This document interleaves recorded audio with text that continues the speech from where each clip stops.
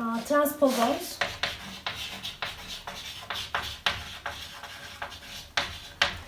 Transposons are the mobile DNA elements. They just move around in the genome, and it may sound funny that a DNA piece is moving in the genome, but it happens even through one person's lifetime. So looking at the transposons and how they moved and how they were located over the time can give us clues about evolution and change in the gene expression, for example. And you can even search for millions of years of evolution just by looking at the transposons, because they are they've been there for a very long time, and they behave like the viruses. The reason might be because they are remnants of the viruses. Whenever a virus infects the cell, it leaves some piece of its DNA in the genome. It integrates its genome into the host genome. Sometimes when it has taken out, some little pieces of the virus DNA is left behind, and then it becomes part of the genome, of the host genome. And they usually don't have any activity because they don't code for a gene or they don't code for a protein, but still they have some effects into the behavior of the cells. So we have three main types of transposons. The first one is DNA-only transposons, meaning that they are DNA, but they remain as DNA through their life cycle. So some of the transposons may use an RNA intermediary, but these ones, DNA-only transposons, remain as DNA all through their replication. And they are shown like this. If you see something like this, don't get confused. This is called the inverted repeats. So this is a DNA sequence, and this is a DNA sequence, but this is an inverted repeat of this one. In both ends, it has repeat sequences, and these repeat sequences are important for the transposon to identify itself to its enzyme or while it's replicating, for example. But first, I want to show what is a repeat. There are direct repeats,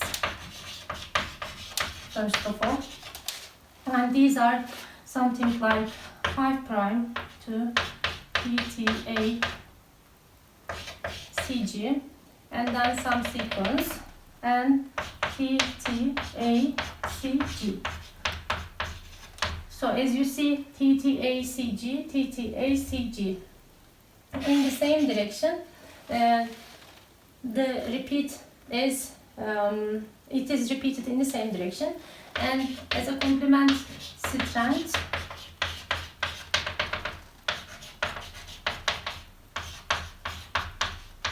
in the complement strand it is the same thing, AATGC, AATGC.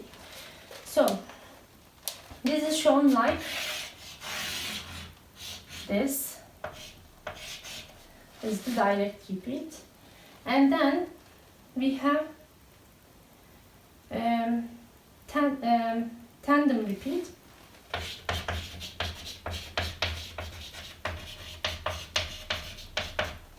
In the tandem repeat, there are no intervening sequence like this one. It goes like AATTAGCG, and then it just continues like TTACG. So there is no sequence in between, and it just repeats itself. And the repeated sequence here is 5 nucleotides, but it can be like 50 nucleotides, 100 nucleotides, like repeating itself. And then there is a palindrome. I will come to the inverted repeat last.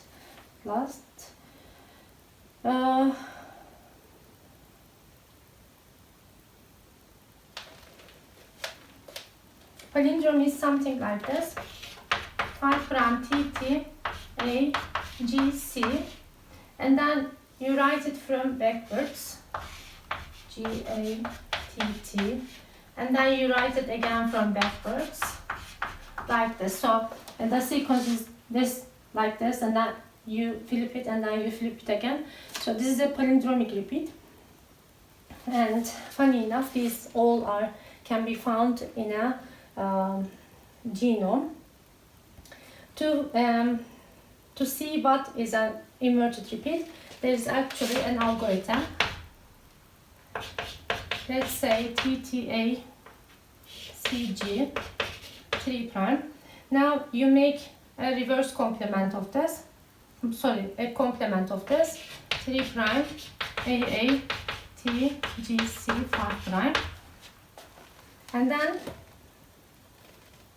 write this, invert this like CG T A A 3'. So this is the sequence in here. This is the sequence in here, and this is the sequence in here. So it is a complement and then inverted itself. It is complicated, but transposons like it this way, so we have to learn it. And the DNA-only transposons have an enzyme that they use. It's called transposase.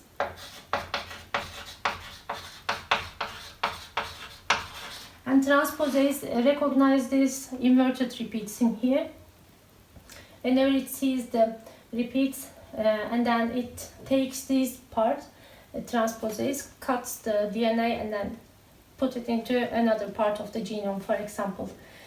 And these repeats are short repeats, they're not very long. And the examples are P element, for example, and ACDS in maize. Maize is famous for its transposons, maize genome, and also P element is from, I don't know, I forgot. Then direct repeat transposons. They are direct repeat transposons, like we saw.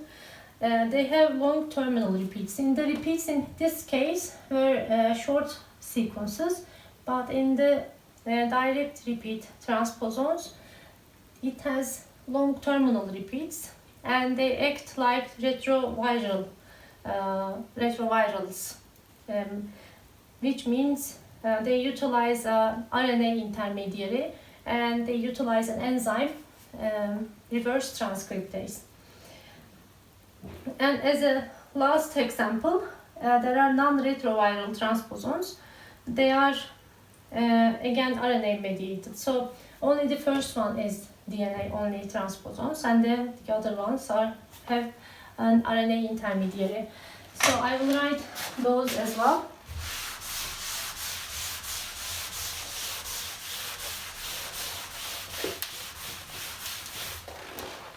But first, what is a retroviral and what is a reverse transcriptase? So retroviral is like HIV, the AIDS virus. It's a retroviral virus. They start with an DNA.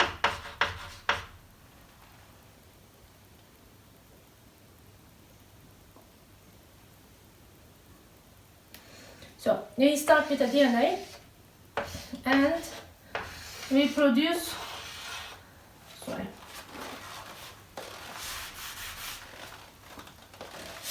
an RNA. This is called transcription. And the most common thing in a eukaryotic cell. But if there is an RNA and it is converted into a DNA, then this is called reverse transcription.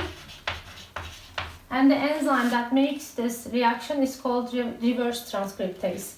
It is shortened as RT, reverse transcriptase. The funny thing in here is the DNA is double-stranded, and then when it is transcribed, it produces a single-stranded RNA. But in this situation, there is a single-stranded RNA and there is a single-stranded DNA. This is sometimes called cDNA, meaning complementary DNA. And the retroviral elements act like this. They start with an RNA and then they produce a DNA and continue their life cycle like so. Now, for example, this is the genome, and we have a transposon in here. This can be synthesized as RNA, like a gene transcription, and then converted into DNA, and then integrate itself into the DNA as a single-stranded, and the replication machinery of the cell can now make it a double-stranded DNA and integrate it in itself. So this is one way of how they move around. And the retroviral-like transposons use this strategy. But it's not called that they are retrovirals because they're not viruses. The difference is the retroviral viruses are behaving like this and they can stay in the cell. But whenever they decide to go out, they produce their proteins and then pack itself and then leaves the cell. But these guys do not produce any proteins, do not code for anything, and they're not expressed in the cell. So they do not leave the genome, they just move from one site to the other site.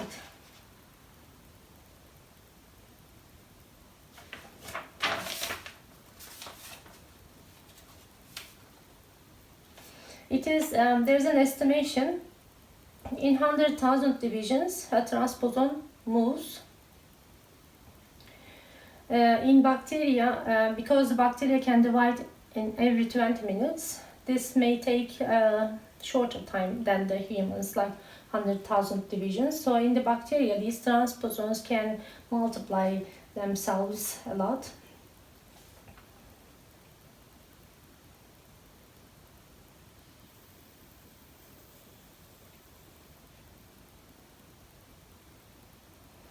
The transposons, I said, do not code for proteins and they just mobile DNA elements.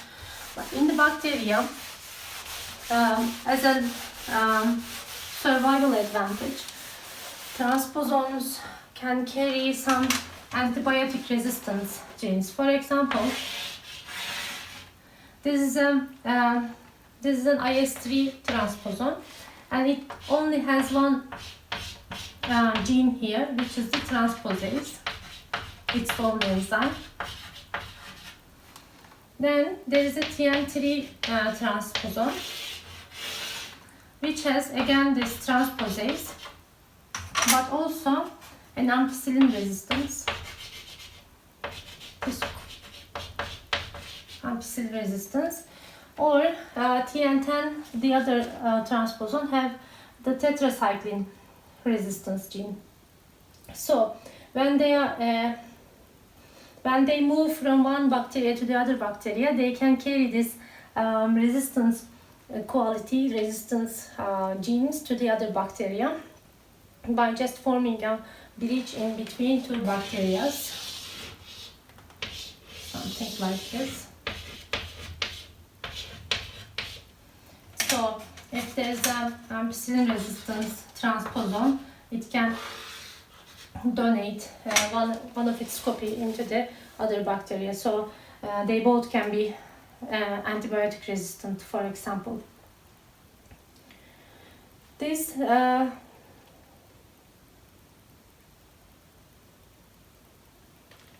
this transposase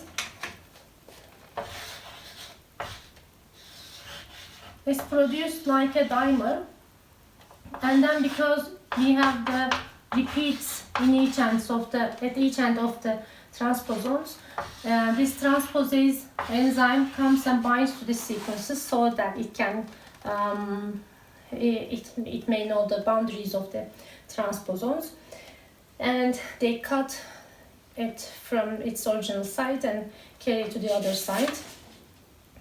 Also, I forgot to mention non-retroviral transposons have like mRNA.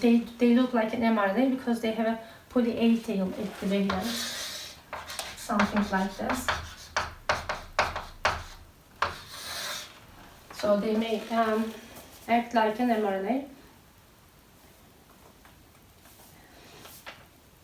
Now, what happens when a transposon is cut from one side of the genome and then added to the other? It will leave a double-stranded break in the genome because, let's say,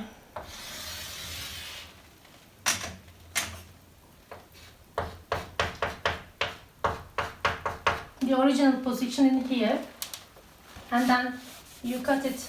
Transposase cuts it from here and then carries over in here. Then we have a double-stranded break in here. The double-stranded breaks in the cells can be repaired by two ways.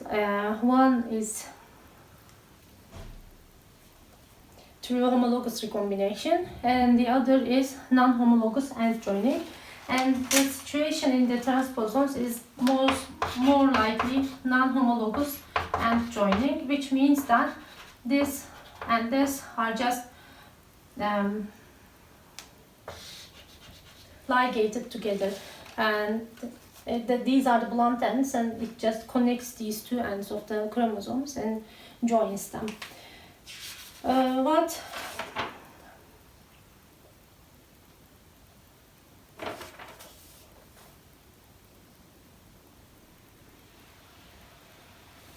These transposons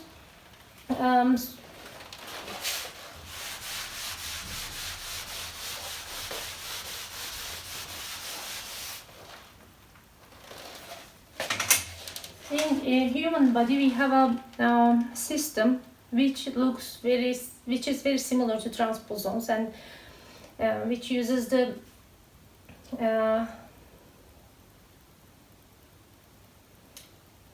yes, they are like an extension of transposons, and it is a very efficient system. It is called the VDJ recombination. And this is used to produce antibodies.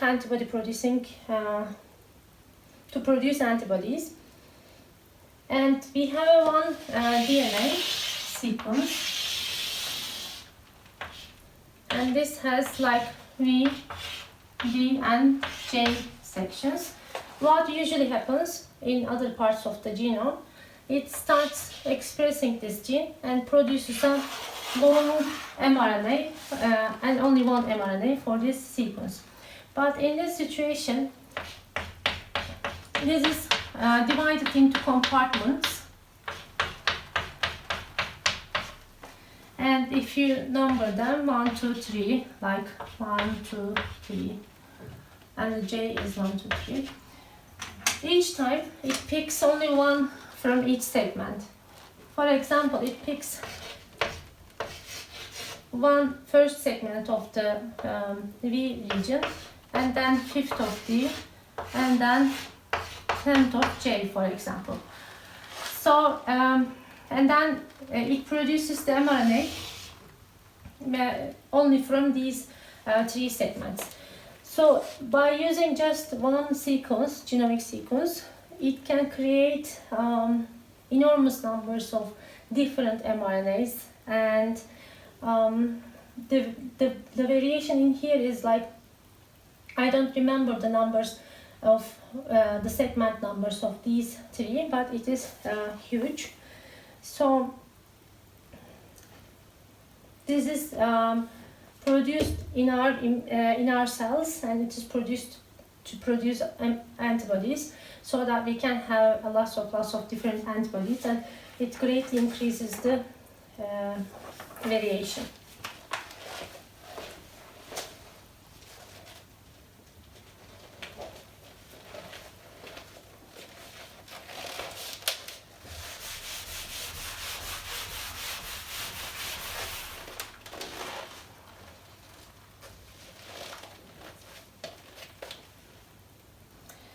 We talked about retrovirals, but we can look We can have a closer look into the HIV, human immunodeficiency virus. So we start with an envelope.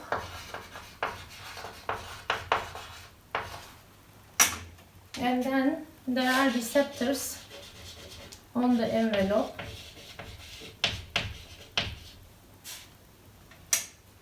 There is a capsid.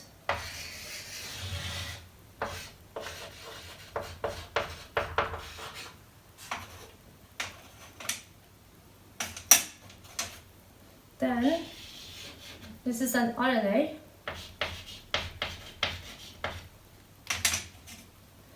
And at the end of RNA, there is the enzyme, which is reverse transcriptase enzyme. So this has only one protein in it and one RNA sequence, and then 2 layers of coating, and that's all. When it comes to the near to the host cell, it attaches itself through the receptors. So these receptors are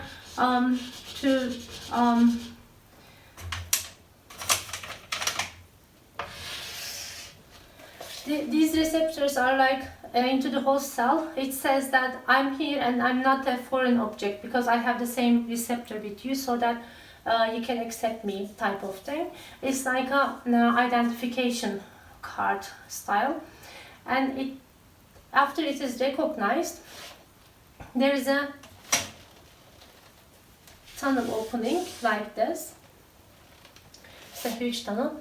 And the proteins do not enter the host cells because proteins are always immunogenic, and the host cell will be alerted that there is a protein in the cell, and then there will be an immune response, and most probably this host cell will be destroyed by the immune cells. So in order to prevent this viruses only insert their genomic material inside. And in this case, only the RNA and the reverse transcriptase enzyme. All the other capsid and the proteins are left outside. The single-stranded RNA also is immunogenic for the eukaryotic cells. So it immediately converts itself into DNA. How it does this? This is the RNA, and then through reverse transcriptase, it produces the DNA, and then by using cells polymerase, it makes a double-strand DNA. At this stage, it can integrate into the host genome, and usually it does integrate into the host genome, and it may stay silent there. So up to this point, it looks like the transposons, or the transposons look like HIV. But when it becomes active, it decides to become active. What it does is, by looking at this double-strand DNA in the genome, it produces its RNAs. And it produces a lot of RNA because it starts its gene expression. And then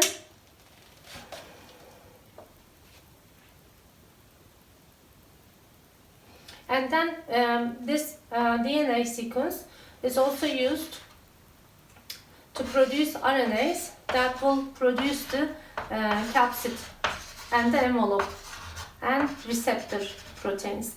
So these can be packed and then burst out the cell and leave, and then infect other cells. This is the ultimate goal of a virus, and when it does that, because the host cell of HIV is immune cells, it blocks the immune system, for example.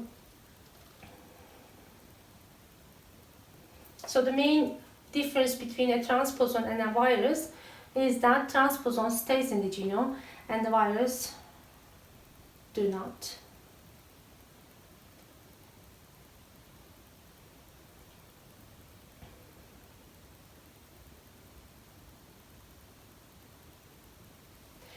In this, there is an enzyme, again, integrase.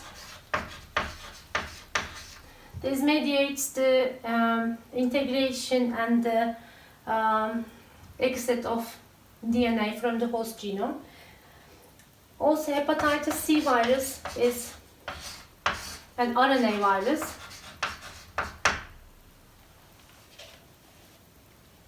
It converts its RNA immediately into DNA again. In the non-retroviral transposons, like as a last group of transposons,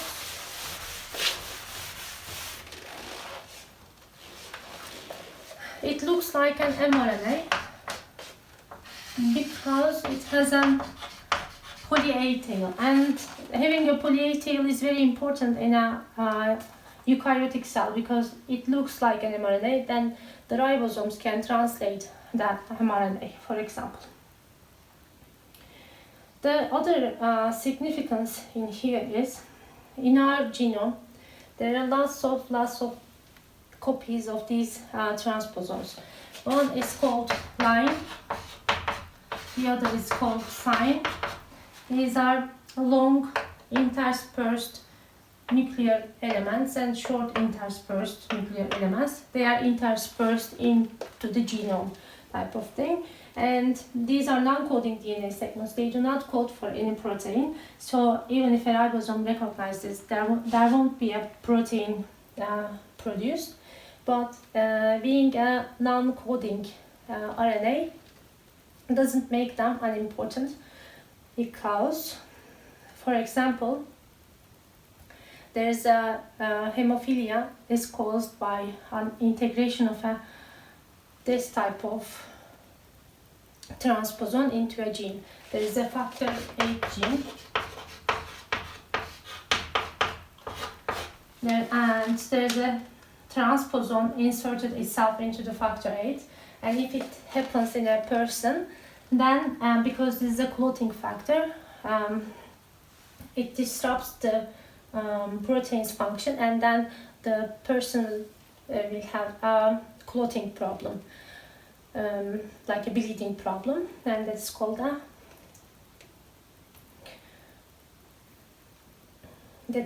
hemophilia.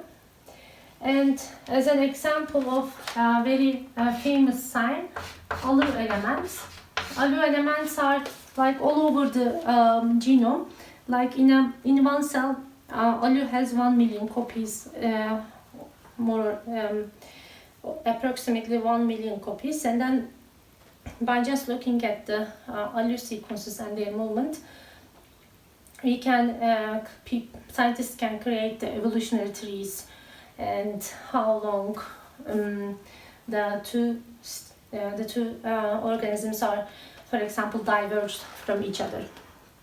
So that's the importance. And alu elements moves at every 100 to 200 words.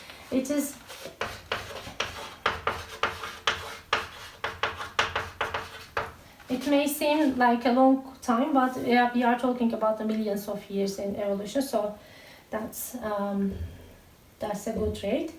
So as a summary, DNA-only transposons make DNA, only use DNA, and enter and exit by making breaking and joining type of reactions.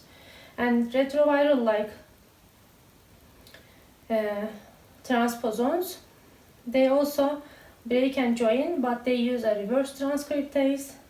Non-retroviral transposons uses as a template, it says. So this is the main specification of the transposons.